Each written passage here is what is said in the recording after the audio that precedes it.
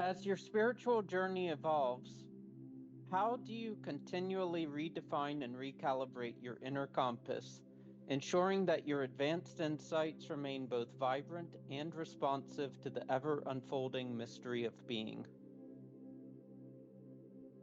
I don't know about the redefine, but there are recalibrations in your behavior that go along with the changes in your inner compass that have been provided to you or shown to you. Yeah, I don't know. I don't think of it like I just don't think of it like that. I don't know why. Well, the inner compass is something that gives you direction, and I guess that you could say it's a sense of something inside Yeah, telling you what to do, what you should do. yeah, And it could yeah. be, It's a pointer and it's an alignment. Uh, and it's sort of intuitive. It's something that you perceive it within yourself, and it could be from God. yeah, I think sometimes these adjustments you don't so much plan to recalibrate as you that you realize that your previous alignment doesn't work anymore, and you can't continue doing that, basically. Hello. Hello. Welcome, Welcome, Dina. welcome. Thank you, thank you. A lovely Friday morning here. And it's still dark. So how is everyone? Good? I guess so. That's good. What have I missed? What have I missed? Have we We're started just on starting the... on the first question. We're on Okay. question we one. barely started, just got into question one a little bit. Barely started, Well, yes. Oh, I feel very honored. I'm on the waited- list now. I've we received waited an for you. email. Oh, excellent. Thank you, Luna. Yes. You're welcome. I got it. We did lament the destruction of democracy in our own country for a while, but now we're ready to get to the important. Now you're ready to get to the good work, the great work. Yeah. Spiritual journey. Evolves. Yes, it definitely has evolved. To continually redefine and recalibrate your inner compass. Is that the question? Yes, That's it is. when we Yes. Okay. read All right. and started talking Okay. about. It's a how-to Yeah. question. It's a how-to. Well, yeah, I have, what keeps for me at least, how to remain responsive to the ever unfolding mystery of being. One can only prepare. Like I have a set routine, at dawn, I'm up at dawn. I have morning prayers and meditation and a little bit of yoga now. Yoga namaskar for my spine, my lumbar health, that I learned. But being constantly surrounded by, or deliberately surrounding myself with people who are enlightened helps. So, Yeah. and if I don't meet anyone that is enlightened, like, the other day I was stuck in a conversation with, talking about politics, and there's nothing spiritual about it. But, No. but I went home and read Ibn Arabi, or, pick up a book on Rumi, and, and then I'm back in the swing. But we do glide through both worlds. I mean, I don't like to use the word separation, but there are some people who aren't awakened, who think the 3D is everything. Yeah. And it doesn't lower my vibe. If anything, it picks up, I've been told that my very presence tends to lift a room. So, that's not bragging. That's just feedback that people have told me, so that's a good thing. And it certainly helps me. So to keep the insights going, I'd say stay connected to the divine at all times. Stay present. That's what one can do, I don't know what the other answers are like. So. Yeah. That's a pretty good one. Yeah. Can't go wrong with that one. Yeah, but it is a routine. I mean, it is, I know that some souls don't like routine, and they get quote unquote bored. But with me, I stick to a regimen, a routine. It's only been updated last year, where I added the yoga. I alternate between yoga and Tai Chi, and that gets my energy flowing, and I like the way it feels, the way I feel afterwards. So ready for the day. And sometimes ready for the day, especially during fasting month, is ready for the day means getting ready for bed. And I sleep till noon sometimes, so when I don't have appointments. But yeah, but it's pretty, having that routine and always constantly at some stage during the day. For me, it's in the beginning of the day to be connected. And then when I feel like I've lost connection, if my temper has flared, because I have one of those.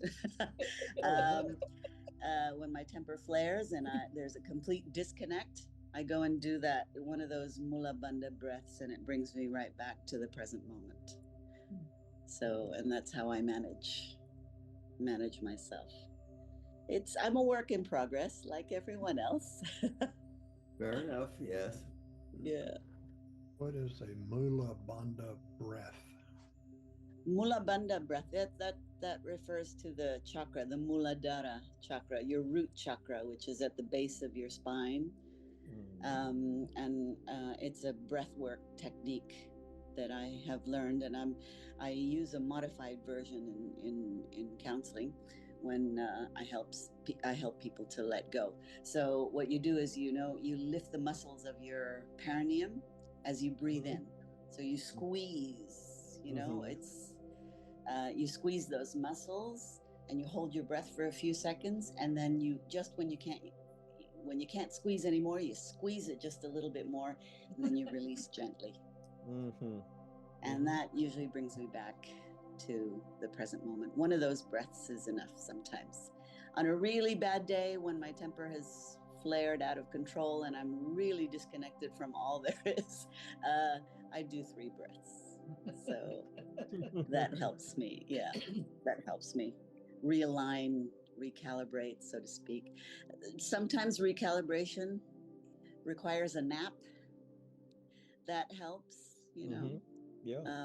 That helps greatly to reset your energy. Because sometimes I have days, they're rare, but I do have days where I just can't focus or meditate. And I just don't feel like doing the breath.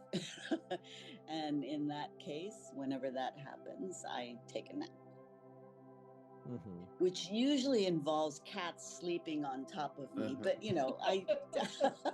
Well, that's what makes a difference. That's what makes a difference. Yeah, I think they can feel that I'm out of sorts, and so they come around and, one sleeps on my belly, the other one's on my head,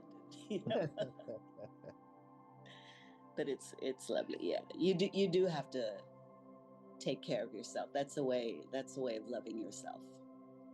Cat therapy. I'm curious to listen to some of your answers too. That's just me. You've given a very good one.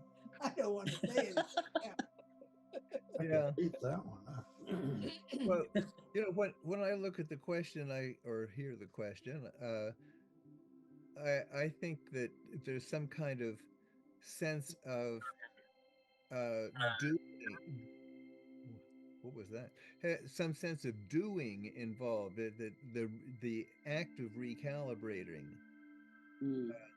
And I think of it a little more just like remembering and falling back to that center, or not necessarily falling back. Breath, I'll stop and exhale, and then do a little bit of gentle slow breathing, and yeah, breathing does help, doesn't it? Yeah. Right. It does. It helps you be aligned, or I don't know, to get recalibrated without actually doing it. Mm-hmm. You allow your vibration to be sympathetic with a different one than the cacophony of the world. And if there's a change, it's something that is something I experience, not something I do.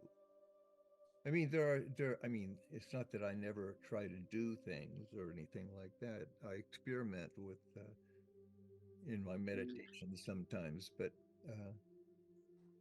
yeah, I don't know. There are things, yeah, it's about, I do understand that, but the doing bit, it's their activities to support you, because I mean, when you're out of sorts, when you're in fight or flight, put it that way, when you're in fight or flight, it's really hard to be enlightened. You know, 0 to 100, it's not impossible, but it is difficult. So the meditations and the breath work take me to a place of neutrality where I'm not feeling anything. I'm not too engaged with what's going on outside of me. I'm more focused inward, and then I can meditate, and then I can bring my vibration up. But that inverted triangle really helps. I mean, the visual of it helps me. Well, where am I? Am I in shame or anger? Where am I? On that emotional scale.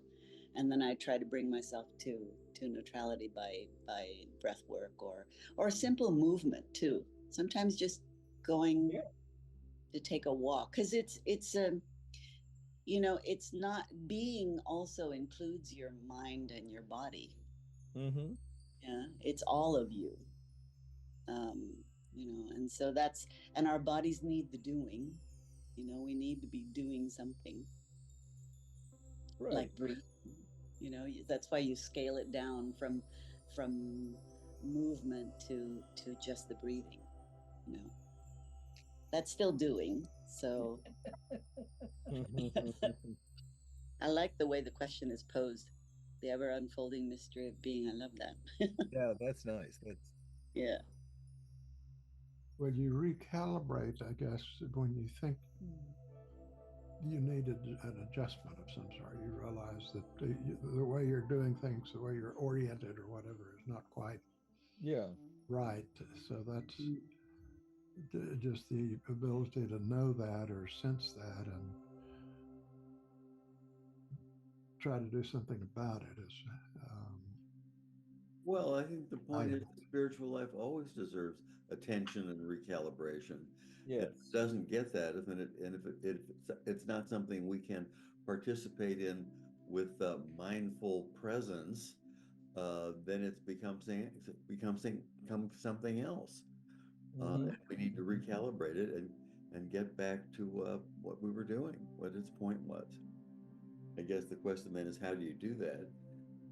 And self-awareness is perhaps a cornerstone, but community is also valuable. And the input of others, teachers, and friends, and kitties. And kitties. Yes, definitely kitties. Kitties help me recalibrate. Or any animal. I mean, when I'm traveling and I'm staying at friends' houses, they either have a dog or a bird, even a bird. Yeah. Yeah. Any animal. They help because they've got it together. They're always calibrated, aren't they? They're always Exactly. They're always big spirit. They're It's present. that mess that up, Yeah, they're very much present. Right. Yeah, we forget. Yeah. And they respond, with all that they are. Yes. I mean, it's there's no tentativeness usually. I mean, once in a while you see an animal peek into something before entering, but that's different. Oh, I spotted what looked like a barn owl on the property. I was taking a walk, and just to see it there, and he looked just as shocked as I was. We both staring at each other because I went, "Ooh, an owl," and he probably said, "Ooh, a human." We froze for a few seconds, but then then he flew away. But because I live right near a zoo, and sometimes sometimes they lose a few animals. Birds I don't mind, as long as they don't lose their snakes. Or large predators. Or large predators, yeah. All right, so George is connecting, I see. Oh, it's a full house today. It is a full house. Yeah, it looks great. Yeah, it's wonderful. Luna, did you have any update to the question or response? Yeah, tell us the answer. Well, this is one of those ones that doesn't really have an answer, and there's no point in me making a fool out of myself by trying to improve on something that's already been answered well. Yeah. So we're just finishing up question 1, George. Out of there are 13 on the list today. Yeah, there are. Yes, we better hurry up, right? 12 more to go. So are we another one, Luna? What was that? A couple of you were talking at the same time. Verta? Well, I was just asking if we were ready for number 2. Sure. All right. I'm ready. I haven't even looked at it. Oh. All right. If the divine were to speak not in words, but in the rhythm of your breath, the weight of your silence, and the movement of your body, what would it be saying right now? That's an interesting question. that is, yeah. And it varies from moment to moment. But right now, this, I guess the only moment is now, right? Exactly. Yeah, I'm not sure I would want to hear it. Well, there's nothing to hear. There's just. I'm sure there's something. I'm sure there's something.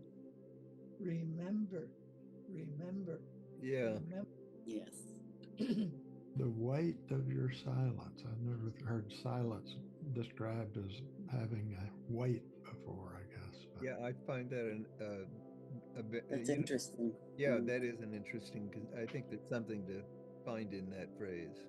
Yeah, there's a kind of symbolic character of silence, I think, that, and I guess it could feel awkward or heavy if it goes on too long, particularly in a group, to have a group that just sits and says nothing for minute after minute after minute.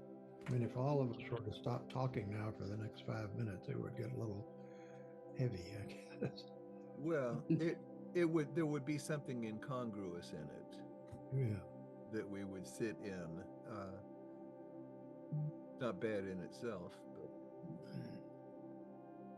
if you think about the silence outweighing the noise or the distractions, then you can, put weight in there, but I'm not sure if that's the intent.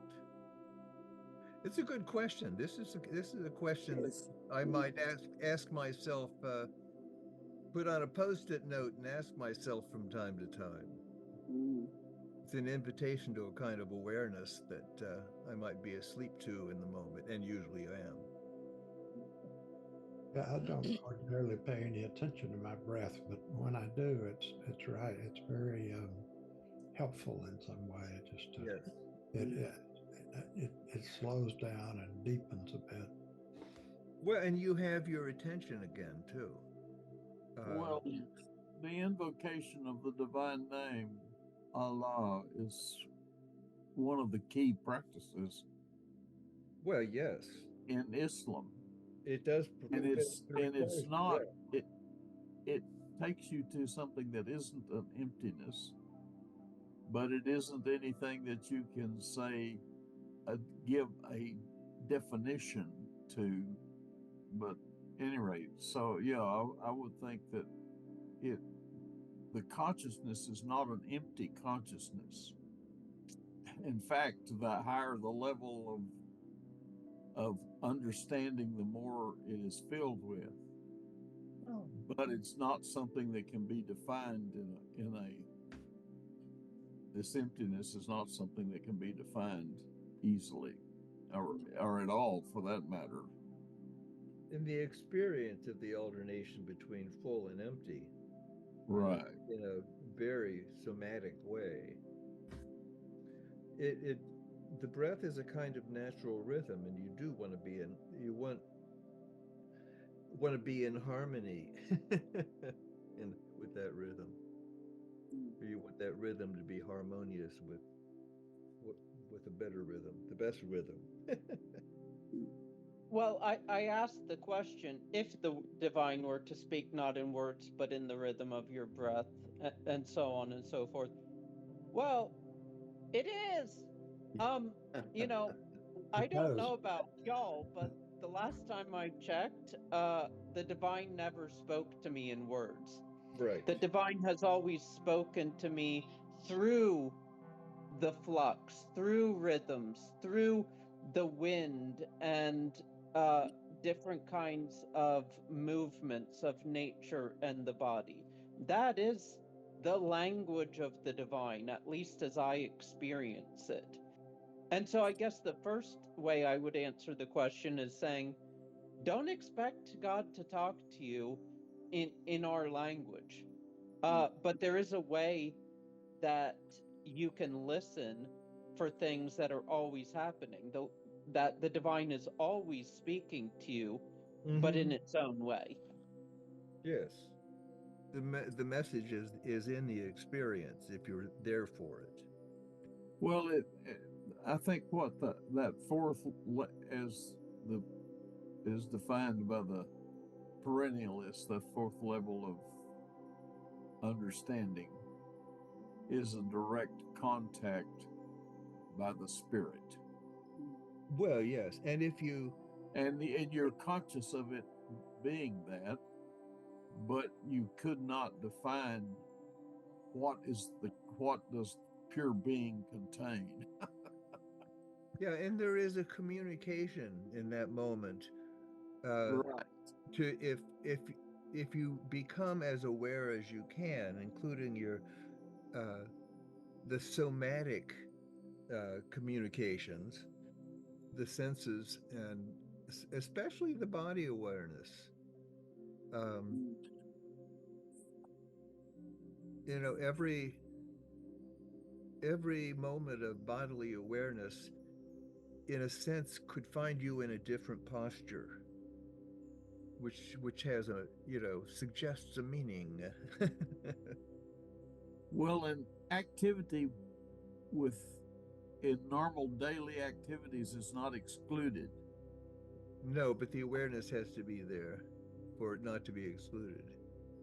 Yeah, but I'm saying that many people who are supposedly examples of this understanding engage in conversations with people that aren't that aware and are able to explain things to them, like Sri Ramana Maharshi would go out and help the bricklayers lay brick, which implied an ability to interact with manifestations of being. I was thinking of the Japanese master who said, before and after enlightenment, he would chop wood and carry water, but there was a huge difference. I guess chopping wood and carrying water in a state of enlightenment is a form of communion that it didn't experience before. Right. The enlightenment and it's more than chopping wood and carrying water, because you're present for it. That's the whole thing. Bricklaying is what George talked about. Bricklaying as a realized saint or sage is different maybe than players. It could be a meditative activity. Easily. Yes. He would come out and engage with people who were doing what for them were real activities in this world, and he could put one brick on top of the other in the right place, and so on and so forth. In other words, you couldn't very well be a spiritual guide without being able to understand the state of the person that you're talking to. Well, it helps, but you understand the nature, and you know what you're talking to. At least it may take a while to figure out what the person means. But if you can't connect, you'll never know what he means. I think that's a wonderful example of living in both worlds, having an exterior as well as an interior life, and they're not mutually exclusive. Although that the practice of your inner world, getting to a state of equilibrium and openness and connectedness, and then go about what you need to do. So I'm very lucky to have a job that does involve other people's journeys. But not everybody has that skill. I mean, and for that, I have a background in psychology and counseling and stuff like that. So, but yeah, I have a day job. I used to have one of those. It wasn't so bad. How about one more question? Okay, one more. What if enlightenment is not an attainment, but an unlearning, an erosion of all that is false? What then in you is waiting to be washed away? Yeah, Oh, wow. That's good. That's very good. Yeah, that is posed very well. And consistent with so many spiritual paths that really are about unlearning. Right. Right. Well, you don't have to unlearn anything that's true. Well, yes, but it may be a different kind of learning. Well, yeah. I mean, finally, it's what you want to unlearn are your mistaken beliefs and things. Well, just beliefs, but lots of things. But I don't know. Well, you can unlearn that it's about beliefs. You can unlearn that it is about beliefs. Yeah, exactly. Dave, we haven't heard from you yet. Yes, 1 second. It's such a cheerful picture. It is. Oh, thank you. It's with a cat in my lap. Oh, No wonder it looks good. No, what informs me is what happens every day. I've retired from trying to plan my life out, and I realize more and more as time goes on that the little that I know usually doesn't fit into what's going on every day. The little that you know, capital K. Yes. Yeah, right. The rest of the day is part of the illusion. Yes. Or part of the flux. I have to tune up my flux capacitor. Yeah. I found if I'm really conscious of being present and in sort of that oneness, then all of that fear, anger, frustration just sort of dissolves. Yeah. It's impossible to get angry when you're really present. I mean, there can be an indignation or I don't know, a minor sort of more off to the side emotion, but the anger that you can get lost in, and that you have to really recover from. It's just not possible when you're really present. Yeah. Thank God. Exactly. Literally. But it takes a great deal of awareness to notice that. We have to be aware. I think that's what saves. At least that's what saves me. It's like, I shouldn't be doing this, and then then my activities will focus on interior exercises, the breathing, meditation, or a nap. Oh, that again, yes. That again. Remember that? Yeah. That would, but yeah, I think what would need washing away is the dependency and reliance on, or the importance of the outside, of our exterior. Right. Well, if you can weaken the attachment. You can say the word, Larry. Let go. Yeah, well, that's right. That's right. Let it fall away. Yeah. A question I would have is, can a realized saint feel anger? And I would suspect that, the example of Christ and the moneylenders shows that it is possible.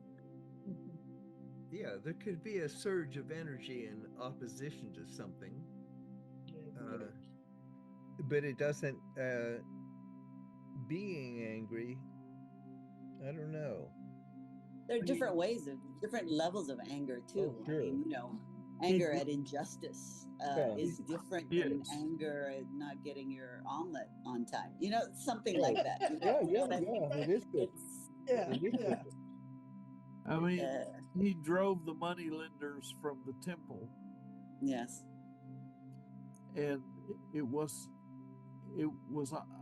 at least to them, his anger was palpable. Yeah. Now then, is his anger more or less manufactured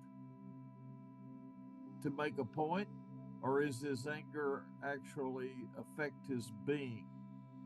Oh, not the being, but the energy. But we're all born with that potential to be angry. Right. We all have that. It's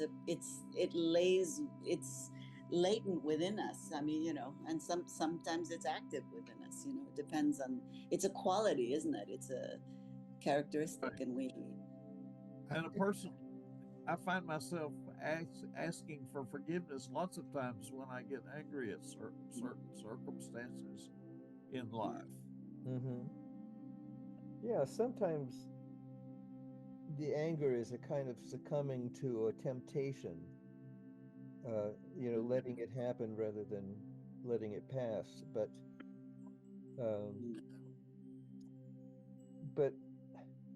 I don't know. The anger can be just the way the energy moves, because I have a feeling, in the example of the money changers, that the significance of the act had very little to do with the money changers and nothing to do with the person of Jesus, and more about expressing a truth. Well, I know that as a parent, at times I would purposely show anger at the action of a child.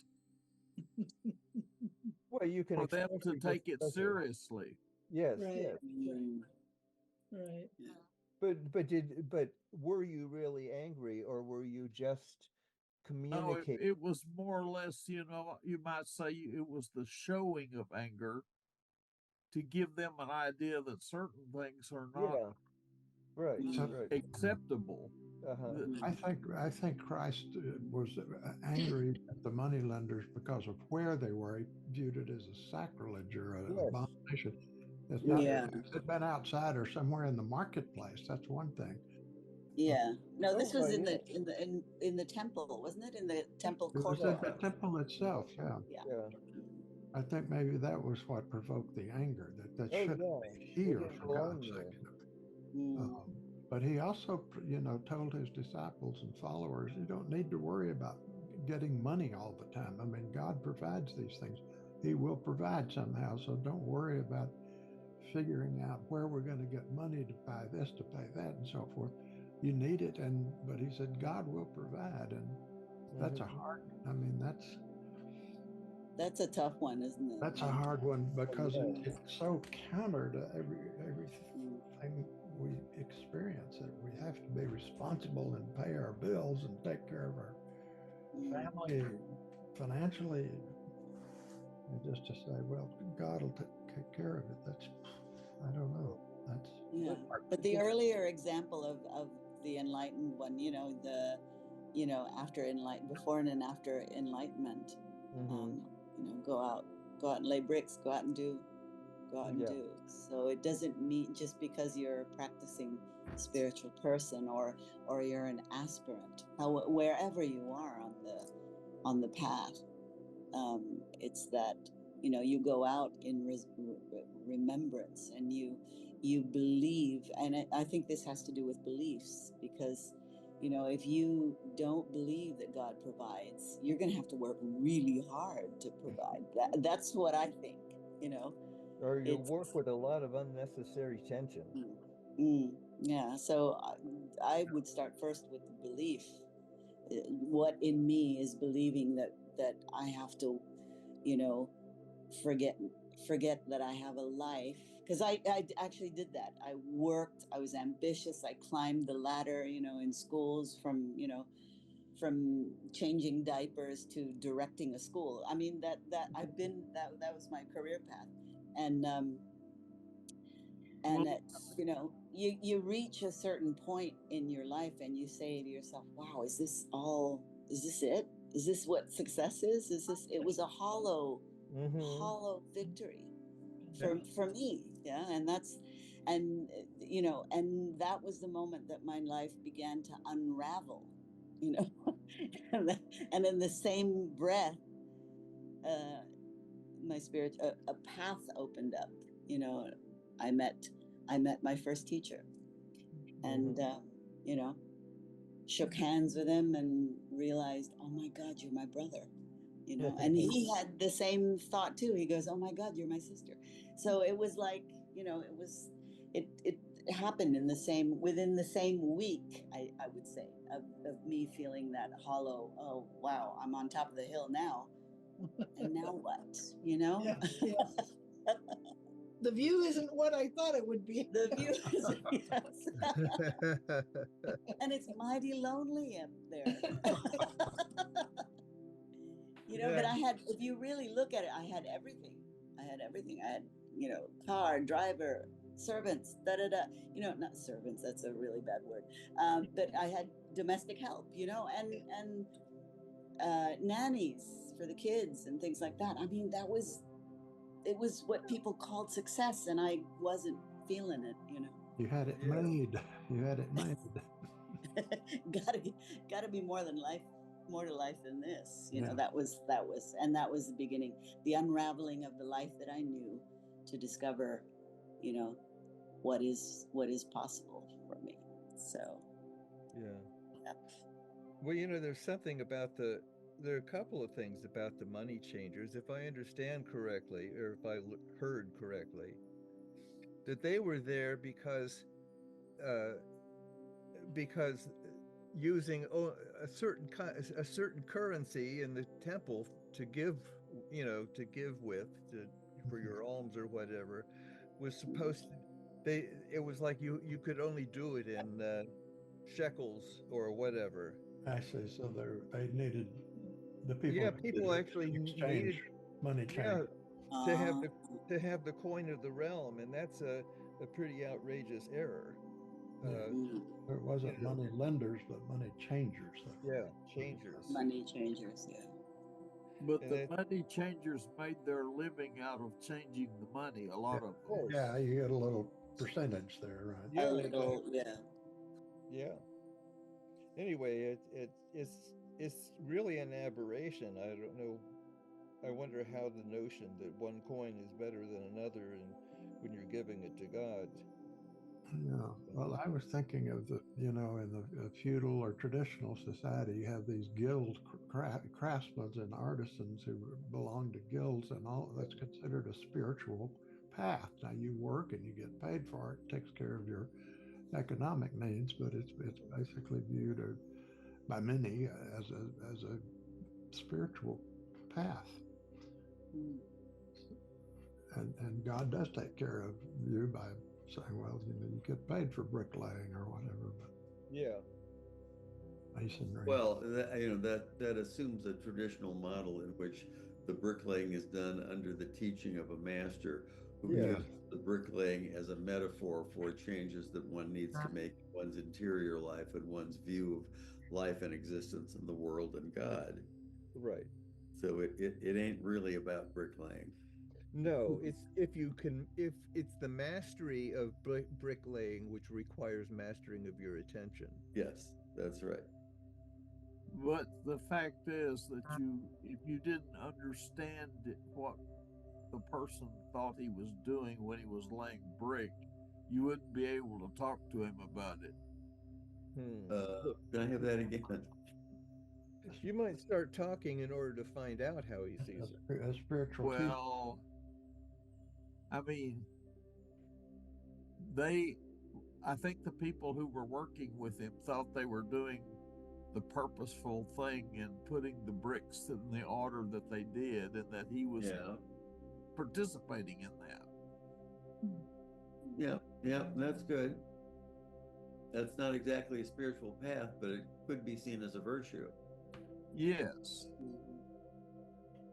It allows him to convey things to them probably that are beyond brickmaking and brick laying. But nevertheless, he understands what they're occupied at and is able to participate. He needed that skill in order to communicate about the spiritual life to them. Yeah, you could make the case that if you don't know anything about the other person's life, you're probably not going to communicate or make connection very, very well. Well, I know when I supervised people in jobs, I wasn't trying to give them, I had to in fact engage them at the level they understood. Yeah. And you had to show displeasure if they were intentionally causing problems. Yeah. But you needed to have your own experience with that work in order to evaluate and guide. Yeah. I think what we're talking about is like appropriate response to phenomena, people, places, and things. And I think that's an aspect that I learned under one of my teachers is an appropriate response. If the situation called for one to be angry, then do so. It's like, like we're annoyed by a mosquito and we use an atom bomb to get rid of the mosquito. That's a bit too much. And some people do that displaced emotions, they get,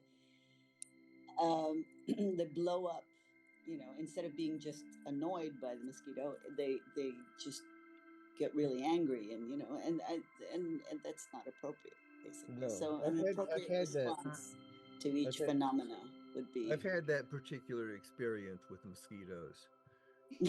Doesn't help. Doesn't help. Yeah, I use mosquitoes as a silly example because these things. It's good to have a sense of humor when you're answering spiritual questions, because otherwise you drive yourself crazy. Well, the nice thing about a mosquito is you can talk about being annoyed without it bringing in a whole bunch of other extraneous information. It's a direct experience. Yeah. So I would say like a master a spiritual master would understand an appropriate response.